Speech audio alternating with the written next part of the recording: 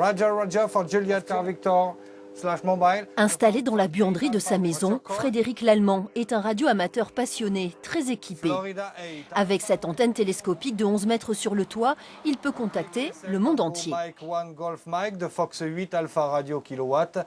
Ici, le prénom d'opérateur est Ce langage codé un peu le bizarre QTH, est c'est celui la des mise au radioamateurs.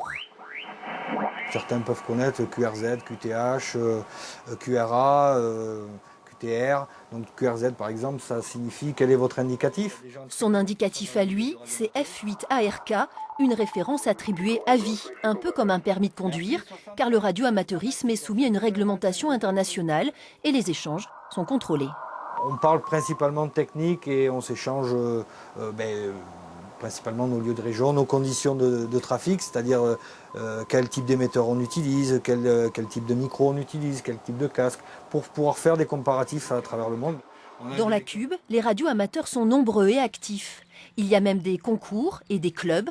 Celui de Bordeaux a été plusieurs fois champion de France. Japonais. On se croirait presque dans une tour de contrôle. Les contacts radio se font aussi en morse. Les jours de championnat, les membres se relaient pour surveiller les fréquences. Le but, contacter le plus de personnes possible dans une limite de temps donnée. On a fait presque 12 000 contacts sur 24 heures.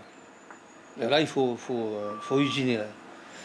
Il ne faut pas bégayer dans le micro ou même aux manips, puisqu'il y a plusieurs équipes.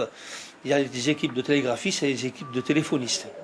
Un savoir-faire qui peut être très utile en cas d'extrême urgence. Reconnu d'utilité publique, le radioamateurisme a notamment permis d'organiser les secours lors du tsunami en 2011.